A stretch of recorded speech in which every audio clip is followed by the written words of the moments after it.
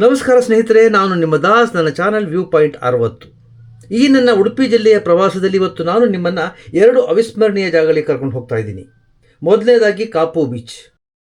ಮಂಗಳೂರಿನಿಂದ ಸುಮಾರು 45 ಕಿಲೋಮೀಟರ್ಗಳು ಮತ್ತು ಮಲ್ಪೆಯಿಂದ ಸುಮಾರು 15 ಕಿಲೋಮೀಟರ್ ದೂರದಲ್ಲಿದೆ ಈ ಬೀಚ್. ಮಲ್ಪೆ ಬೀಚ್ನಿಂದ ಕಾಪು ಬೀಚ್ಗೆ ಹೋಗುವ ಈ ಸಮುದ್ರ ತೀರದ ರಸ್ತೆ ಅದ್ಭುತವಾಗಿದೆ. ಎರಡನೇ ಸ್ಥಳ ನನಗೆ ವೈಯಕ್ತಿಕವಾಗಿ ಅತ್ಯಂತ ಖುಷಿ ಕೊಟ್ಟಂತಹ ಜಾಗ ಹಸ್ತಶಿಲ್ಪ ಹೆರಿಟೇಜ್ ವಿಲೇಜ್ ಮ್ಯೂಸಿಯಂ. ವಾಸ್ತುಶಿಲ್ಪದ ಬಗ್ಗೆ ನಿಮಗೆ ಆಸಕ್ತಿ ಇದ್ದರೆ ನಿಮಗಿದು ಹೇಳಿ ಮಾಡಿಸಿದ ಜಾಗ. ನಮ್ಮ ಪೂರ್ವಿಕರು ಹೇಗೆ ಬಾಳಿ ಬದುಕಿದರು ಎನ್ನುವ ಒಂದು ಸಣ್ಣ ಝಲಕನ್ನು ನಿಮಗೆ ನೀಡುತ್ತದೆ ಈ ಜಾಗ. ಕಾರ್ಯಕ್ರಮವನ್ನು ಕೊನೆಯವರೆಗೆ ನೋಡಿ. ನನ್ನ ಈ ವಿಡಿಯೋ ನಿಮಗೆ ಇಷ್ಟವಾದಲ್ಲಿ ಲೈಕ್ ಮಾಡಿ, ನಿಮ್ಮ ಅನಿಸಿಕೆ ಅಭಿಪ್ರಾಯಗಳನ್ನು ಕಮೆಂಟ್ ಬಾಕ್ಸ್ನಲ್ಲಿ ತಿಳಿಸಿ. ಹಾಗೆ ಇನ್ನೂ ಸಬ್ಸ್ಕ್ರೈಬ್ ಮಾಡದೇ ಇದ್ದಲ್ಲಿ ದಯವಿಟ್ಟು ಸಬ್ಸ್ಕ್ರೈಬ್ ಮಾಡಿ, ಹಾಗೆ ಬೆಲ್ ಬಟನ್ನ ಒತ್ತಿ. ನನ್ನ ಎಲ್ಲ ಕಾರ್ಯಕ್ರಮಗಳು ನಿಮಗೆ ತಲುಪುತ್ತದೆ. ಕಾಪು ಬೀಚ್ಗೆ ಮಲ್ಪೆ ಬೀಚ್ನಿಂದ ಉಡುಪಿ ಮಂಗಳೂರು ಹೆದ್ದಾರಿಯಲ್ಲಿ ಹೋಗ್ಬೋದು. ಆದರೆ ನಾನೀಗ ಹೋಗ್ತಾ ಇದ್ದೀನಲ್ಲ, ಸಮುದ್ರ ತೀರದಲ್ಲೇ ಸಾಗುವ ಈ ರಸ್ತೆಯ ಪ್ರಯಾಣ, ಅದು ಸಂಜೆಯ ಸಮಯದಲ್ಲಿ ಸ್ಕೂಟರ್ ಮೇಲೆ ಅಲ್ಟಿಮೇಟ್. ತಣ್ಣನೆ ಬೀಸುವ ಗಾಳಿ, ತೆಂಗಿನ ಮರಗಳು, ಒಂದು ಕಡೆ ಮುಳುಗುತ್ತಿರುವ ಸೂರ್ಯನಿಂದ ಹೊರಟ ಕಿರಣಗಳು ಸಮುದ್ರದ ಮೇಲೆ ಪ್ರತಿಫಲಿಸಿ ಅದ್ಭುತವಾದ ವಿಶಾಲವಾದ ಪೇಂಟಿಂಗ್ ನೋಡಿದ ಅನುಭವವನ್ನು ನೀಡುತ್ತೆ. ಈ 15 ಕಿಲೋಮೀಟರ್ ದೂರವೂ ಬೀಚೆ. ರಸ್ತೆಯ ಎಡಭಾಗದಲ್ಲಿ ಮನೆಗಳು, ಮನೆಗಳ ಹಿಂದೆ ಸುವರ್ಣ ನದಿಯ ಹಿನ್ನೀರು. ಇದಕ್ಕಿಂತ ಸೀನ್ ಬೇಕೇನ್ರಿ?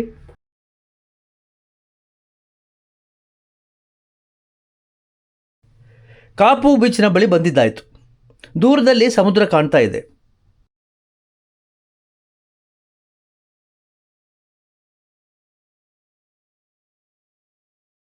ಇಕ್ಕೆಲಗಳಲ್ಲಿ ತಿಂಡಿ ತಿನಿಸುಗಳು, ಆಟಿಕೆ ಮುಂತಾದ ವಸ್ತುಗಳ ವ್ಯಾಪಾರ ಜೋರಾಗಿ ನಡೀತಾ ಇದೆ.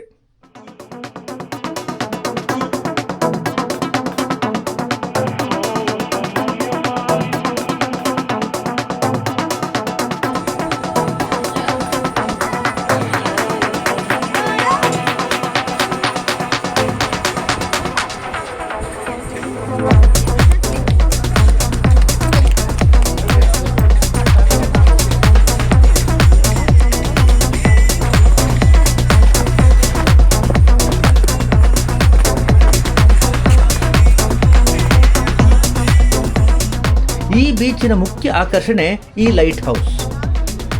1901ರಲ್ಲಿ ನಿರ್ಮಾಣಗೊಂಡ ಈ ಲೈಟ್ ಹೌಸ್ 27 ಮೀಟರ್ ಎತ್ತರವಿದೆ. ಸುಮಾರು 150 ಮೆಟ್ಟಿಲುಗಳನ್ನು ಹತ್ತಿ ಮೇಲೆ ಹೋದರೆ ಸಿಗುವಂತಹ ವ್ಯೂ ಪಾಯಿಂಟ್ ಇದೆಯಲ್ಲ, ಅದು ಅದ್ಭುತ. 360 ಡಿಗ್ರಿ ವ್ಯೂ. ಮೇಲೆ ನಿಂತು ಸನ್ಸೆಟ್ ನೋಡ್ಬೋದು. ಸಂಜೆ 4ರಿಂದ 6:30 ಗಂಟೆವರೆಗೂ ತೆರೆದಿರುತ್ತೆ. ತಲಾ 25 ರೂಪಾಯಿ ಅಷ್ಟೇ. ಈ ಬೀಚ್ನಲ್ಲಿ ಮುಖ್ಯವಾಗಿ ಗಮನಿಸಬೇಕಾದ್ದು ಇಲ್ಲಿನ ಸ್ವಚ್ಛತೆ. ಅಲ್ಲಲ್ಲಿ ಕಸದ ಬುಟ್ಟಿಗಳನ್ನ ಇಡಲಾಗಿದೆ. ನಾವು ಬೀಚನ್ನು ತಲುಪಿದಾಗ ತಡವಾದ್ರಿಂದ ಲೈಟ್ ಹೌಸನ್ನು ಹತ್ತದೆ ವಾಪಸ್ ಹೋಗ್ತಾ ಇದ್ದೀವಿ.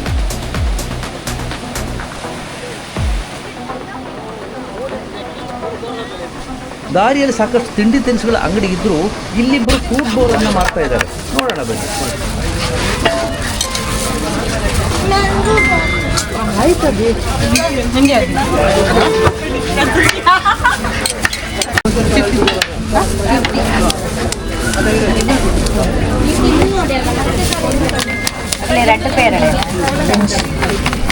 ಉಪ್ಪು ಮತ್ತು ಮೆಣಸಿನ ಪುಡಿಯ ಸ್ಪೈಸಿ ಮೀಡಿಯಮಾ? ಲೆಮನ್ ಬೇಕಾ? ಹಾಂ, ಸ್ವಲ್ಪ.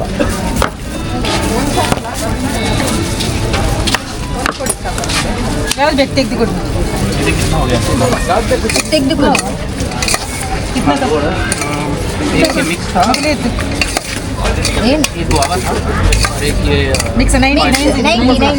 ಇದಕ್ಕೆ ಏನು ಹೆಸರು? ಇದು ಮಿಕ್ಸ್ ಫ್ರೂಟ್ಸ್ ಸರ್. ಅದು ಮಿಕ್ಸ್ ಫ್ರೂಟ್ಸ್ ಅಂತಲ್ಲ. ಎಷ್ಟದು? ಅದು 110. 110. ಸ್ಪೈಸಿ ಬೇಕಾ ನಿಮಗೆ? ಎಕ್ಸ್ಟ್ರಾ? ಹಾಂ, ಸ್ವಲ್ಪ ಬೇಕು. ಸ್ಪೈಸಿ ಬೇಡ ಸಾಕ್ಬಿಡಿ. ಸಾಕಾ? ಮೇಲೆ ಹಾಕ್ಲಾ ಸ್ವಲ್ಪ ಸ್ಪೈಸಿ? Thank you.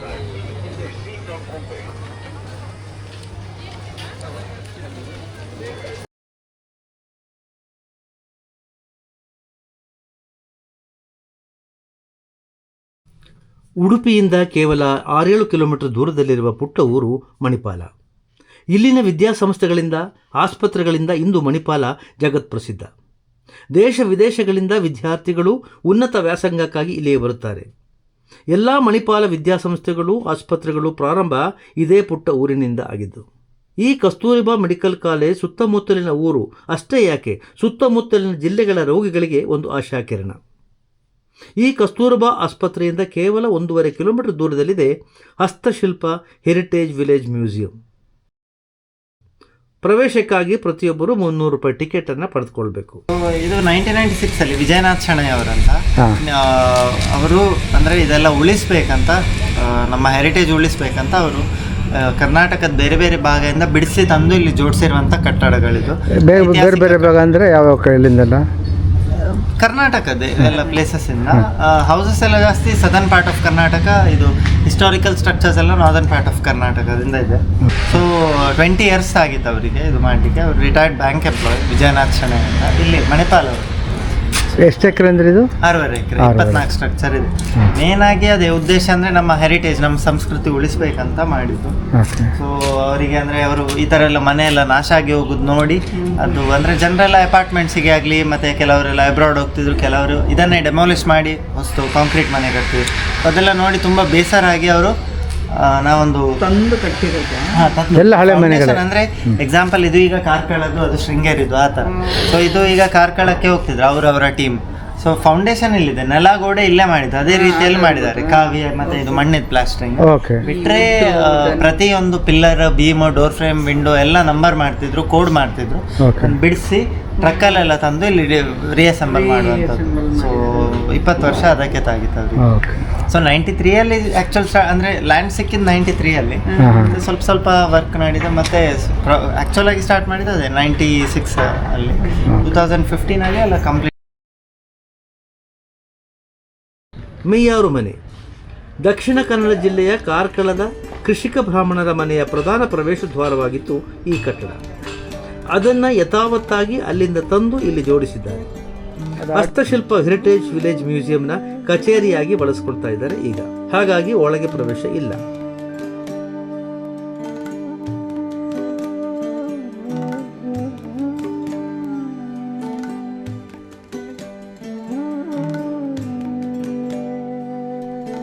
ಇದು ಶೃಂಗೇರಿ ಮನೆ.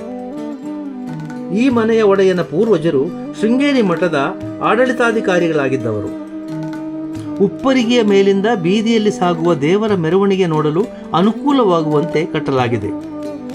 ವಿಶಿಷ್ಟ ಕೆತ್ತನೆಯ ದೊಡ್ಡ ದೊಡ್ಡ ಮರಗಳ ಕಂಬಗಳು ಈಗಲೂ ಆಕರ್ಷಕವಾಗಿದೆ. ಮರದ ಬಣ್ಣ ನೋಡಿದರೆ ಬಹುತೇಕ ಕಂಬಗಳು ಬೀಟೆ ಮರದಿಂದ ಮಾಡಿದ ಹಾಗಿದೆ. ಇಂದಿನ ಮಾರುಕಟ್ಟೆಯಲ್ಲಿ ಬೀಟೆ ಮರ ಸುಮಾರು 10 ರಿಂದ 15 ಸಾವಿರ ರೂಪಾಯಿಗಳಿವೆ 1 ಕ್ಯೂಬಿಕ್ ಫೀಟ್ ಮರಕ್ಕೆ. ಹಾಗಿದ್ದರೆ ಈ ಕಂಬಗಳ ಮೌಲ್ಯವನ್ನು ನೀವೇ ಲೆಕ್ಕ ಹಾಕಿ. ಇದು ಬೀಸೋ ಕಲ್ಲು, ಇದು ಭತ್ತ ಕುಟ್ಟುವ ಕಲ್ಲು. ನಿಮ್ಮಲ್ಲಿ ಎಷ್ಟು ಜನ ಗೋಲಿ ಸೋಡಾ ಕುಡಿದಿದ್ದೆ ಹೇಳಿ?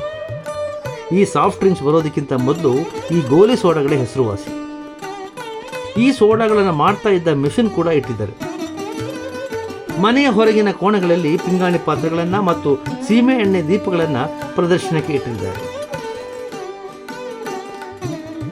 ಮುಧೋಳ ಪ್ಯಾಲೇಸ್ ದರ್ಬಾರ್ ಹಾಲ್ ಬಾಗಲಕೋಟೆ ಜಿಲ್ಲೆಯ ಮರಾಠ ಆಡಳಿತದ ಕುಟುಂಬದ ಗೋರ್ಪಡೆಗಳಿಂದ ನಿರ್ಮಿಸಲ್ಪಟ್ಟ 19ನೇ ಶತಮಾನದ ದರ್ಬಾರ್ ಹಾಲ್.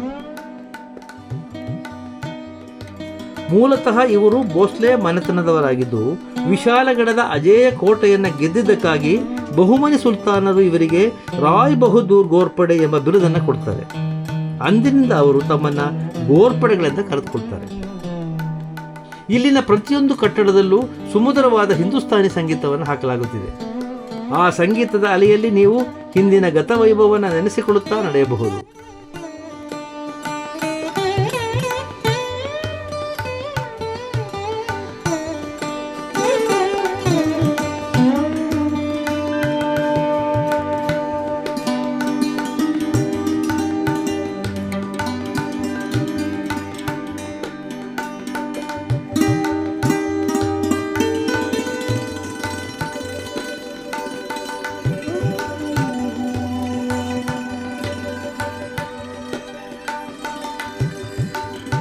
To meet you.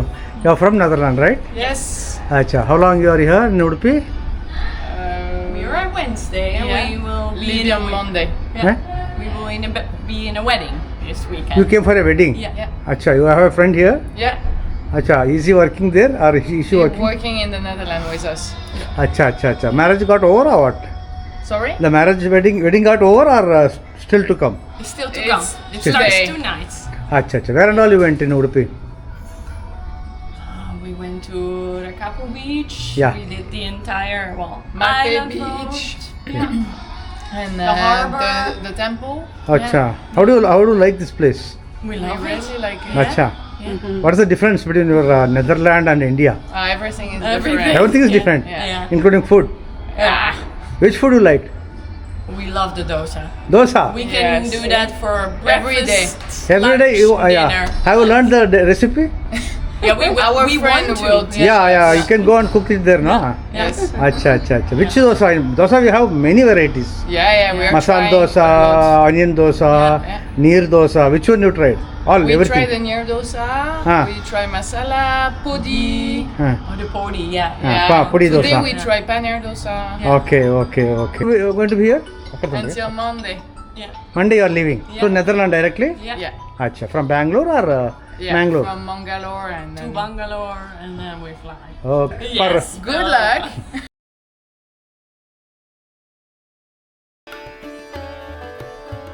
ಡೆಕ್ಕನ್ ನವಾಬ್ ಮಹಲ್. ನವಾಬರ ಕುಟುಂಬಕ್ಕೆ ಸೇರಿದ ಈ ಮನೆ ರಾಜ ಮನೆತನದವರ ಆಡಂಬರದ ಶೈಲಿಯನ್ನು ಪ್ರದರ್ಶಿಸುತ್ತದೆ.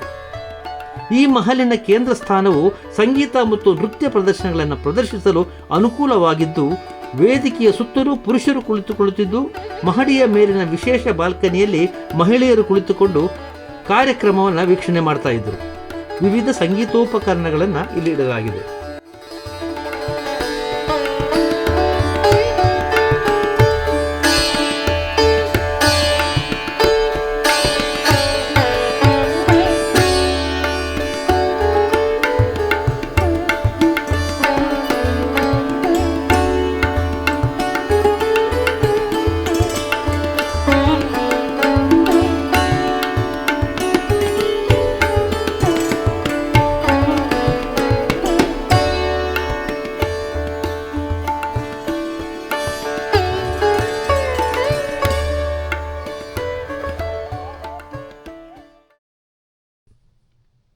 ಮ್ಯಾಂಗ್ಳೂರ್ ಕ್ರಿಶ್ಚಿಯನ್ ಮನೆ. ಇದು ಬಾಸಲ್ ಮಿಷನರಿಗಳು ಬ್ರಿಟಿಷ್ ಮತ್ತು ಪೋರ್ಚುಗೀಸರ ಆಡಳಿತ ಸಮಯದಲ್ಲಿ ಇಲ್ಲಿಗೆ ವಿದೇಶದಿಂದ ತಂದ ರೋಮನ್ ಗೋಥಿಕ್ ವಾಸ್ತುಶಿಲ್ಪದ ಶೈಲಿಯಲ್ಲಿದೆ. ಪ್ರವೇಶ ದ್ವಾರದಲ್ಲಿ ಗೋಥಿಕ್ ಶೈಲಿಯ ಕಮಾನುಗಳನ್ನು ನೀವು ನೋಡಬಹುದು.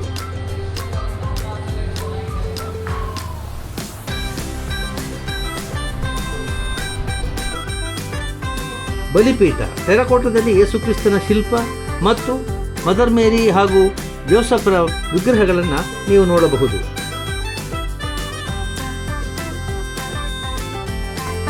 ಸಂಜೆಯ ಮೀಟಿಂಗ್ಗಾಗಿ ಟೇಬಲ್ ರೆಡಿಯಾಗಿದೆ ನೋಡಿ.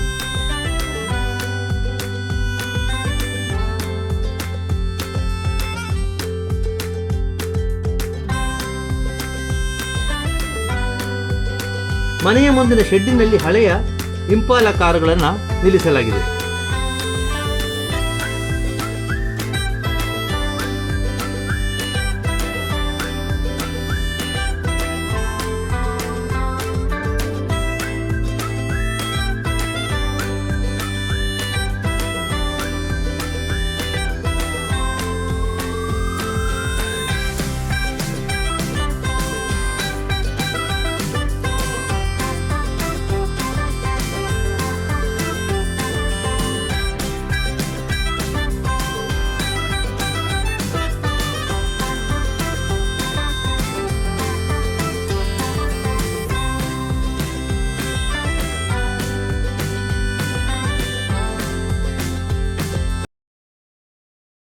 ಹಂಗಾರಕಟ್ಟೆ ಬಣ್ಸಾಲೆ ಮನೆ.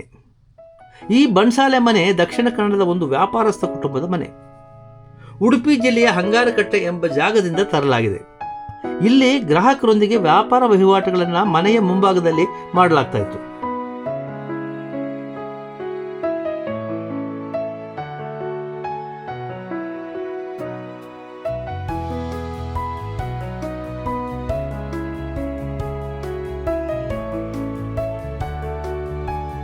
ಮನೆಯ ಹಿಂಭಾಗ ವಾಸಕ್ಕಾಗಿ ಬಳಸಿಕೊಳ್ಳಲಾಗ್ತಿತ್ತು.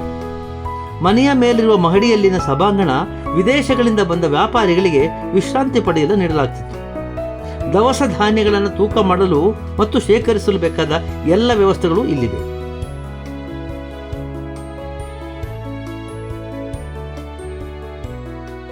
My name is Ananta Krishnan. I come from Chennai.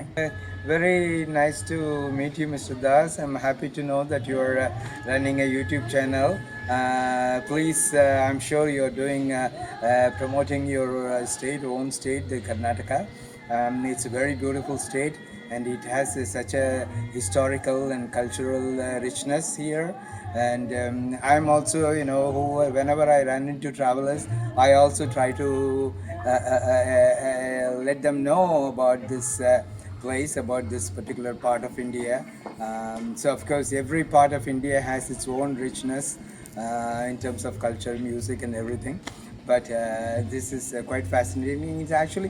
It's my first time I covered certain parts of Karnataka on this tour. I'm quite fascinated by it, and I hope more and more people from both within India and outside India would come and visit this wonderful state.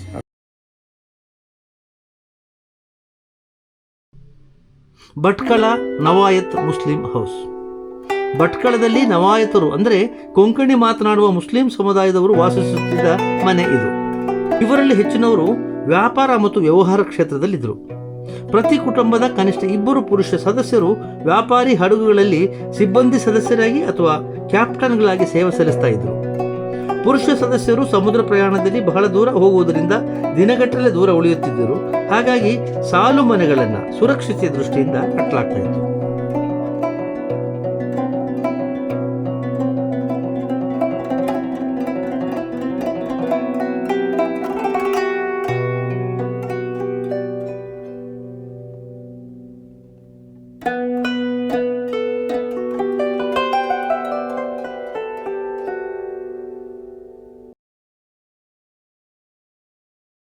Veerashaiva ಜಂಗಮ ಮಠ. ವೀರಶೈವ ಧರ್ಮದ ಶಿವಶರಣರು ಮತ್ತು ಜಂಗಮರು ಅಂದರೆ ಸದಾ ಪರ್ಯಟನೆಯಲ್ಲಿರುವ ಧರ್ಮದ ಪ್ರಚಾರಕರು. ಆ ಧರ್ಮದ ಧಾರ್ಮಿಕ ಮತ್ತು ತತ್ವಶಾಸ್ತ್ರಗಳನ್ನು ಬೋಧಿಸಲು ಸ್ಥಳದಿಂದ ಸ್ಥಳಕ್ಕೆ ಕಾಲ್ನಡಿಗೆಯಲ್ಲಿ ಪ್ರಯಾಣಿಸ್ತಾ ಇದ್ದರು. ಇಂತಹ ಜಂಗಮ ಮಠದಲ್ಲಿ ಕೆಲಕಾಲ ತಂಗಿದ್ದು ಧಾರ್ಮಿಕ ಪ್ರವಚನಗಳನ್ನು ಮಾಡ್ತಾ ಇದ್ರು. ಈ ಜಂಗಮ ಮಠದ ಸಭಾಂಗಣದ ಮೇಲ್ಛಾವಣಿಯಲ್ಲಿ ಸಂಕೀರ್ಣವಾದ ಕೆತ್ತನೆಗಳಿವೆ. ಇಲ್ಲಿನ ಮರದ ಕಂಬಗಳು ಕಾಡು ಹಲಸಿನಿಂದ ಮಾಡಿದ್ದಾಗಿದೆ.